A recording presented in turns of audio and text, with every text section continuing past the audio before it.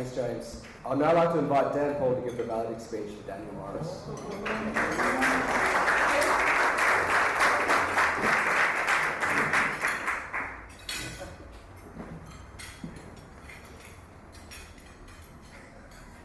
Are you what?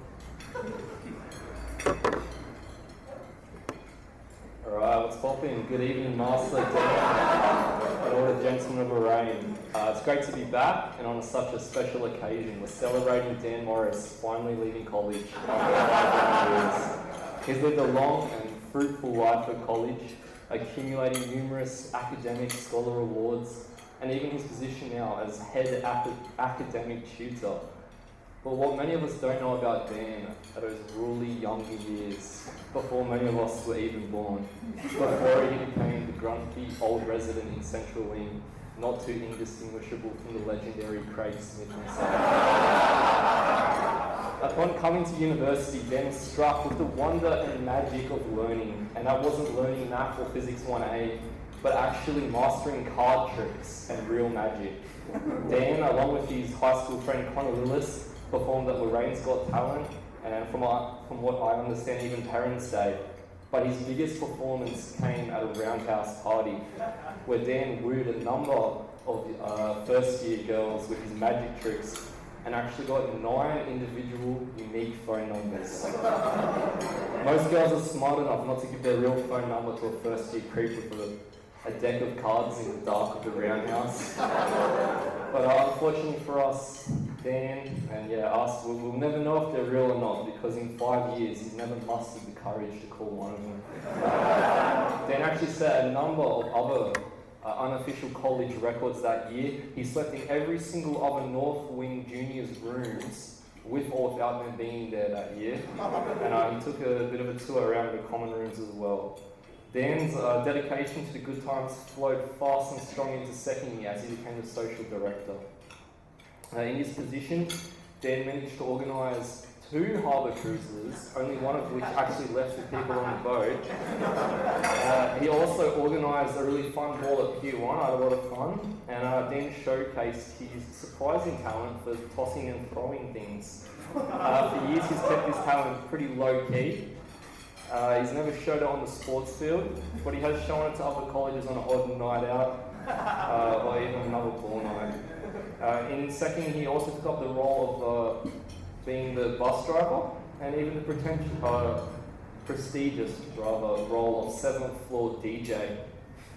In his first year, actually, he impressed his senior floor tutor so much with his DJing skills that he got moved as far away as possible to the toilet room. And this is where I met Dan.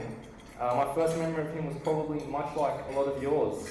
Who the heck's this blonde kid blasting Taylor Swift on the drive down to Gerringong? The Hawaiian shirt only begged more questions. Throughout the year, I was exposed to many relatable and quite iconic Dan Morris habits. His really loud shower singing, which I've heard is tended towards the Veronicas now. His impeccably clean and organised room, which is a bad attempt at my sarcasm. And even the legendary inverse Oreo made up of Sachi and Callum, who aren't with us here tonight, but they're still alive. One particular memory of this was when I was woken up by the beautiful music at 2 a.m. on a Tuesday, and Dan's not, he's not a natural drummer, he's self-taught, and the drum kit was actually a Toy Wiggles drum kit that was held together by duct tape. But at the end of the year, Dan spread his wings, and for Japan and a new body pillow he went. He came back though with a few weeks of industrial training and a profound new sense of responsibility and maturity. From my perspective, it was actually a pretty big change to Dan, and coming to his 3rd year, I hardly recognised the man I gleefully through things at other colleges with the year prior.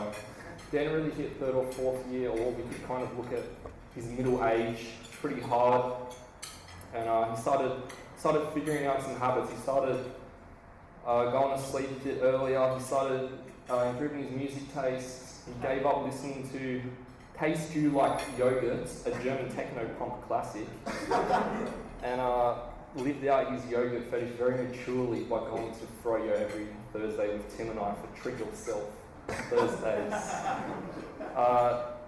He got a job as a chemistry lab demo, which he still does today, probably why he's a little bit late. And I got that first academic scholar award. The trials and tribulations of first and second year were starting to become a bit of a memory. And he's continued on for his third and fourth year. And now as Dan's approaching the end of his 2-term research thesis, it's like, that's really difficult. We can look at the past blunders, gags, and silly anecdotes, and really look at the wonderful man that Dan has become today. I genuinely believe that Dan is one of the most caring and loving uncles in the world. If you've ever spoken to Dan and mentioned the word Teddy, you'll be inundated with beautiful photos of little cute videos of what new words Teddy said, and Dan's so proud to show these off. Dan's work ethic is completely unrecognisable from the Dan that I met in my first year.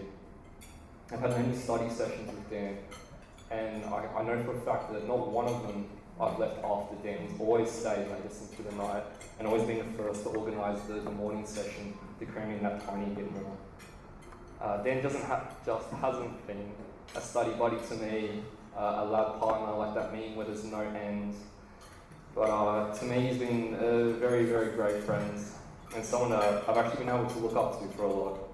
He's always made time for me, very patiently often when it comes to uni work.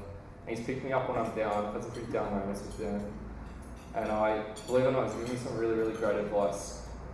I can very confidently stand here in front of the camera and on the microphone and say that my whole experience at university and at college, making friends, getting up here and speaking like this would not have been possible without Dan. And I really thank him and owe him a lot for what he was able to bring to kind of a small country kid coming to the big smoke. I can't imagine how boring and dull uni would have been without Dan. So I'll speak for everyone and say we wish you all the best with your thesis and the tough few weeks to come. And whatever may come next year, PhD or not. I'm sure you'll be sorely miss the college, even if it is as the old grumpy bus driver from Central Wing. So all the best.